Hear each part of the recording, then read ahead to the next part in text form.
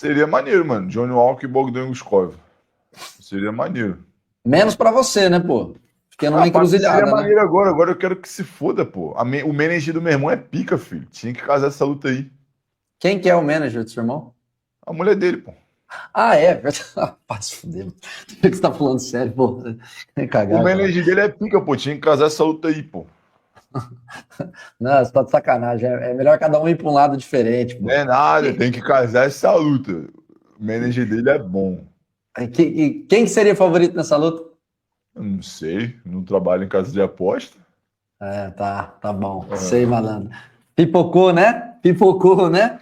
Pô, quem não? Eu tinha que casar essa luta em Pipocou. Dubai. Tinha que casar essa luta em Dubai, Abu Dhabi.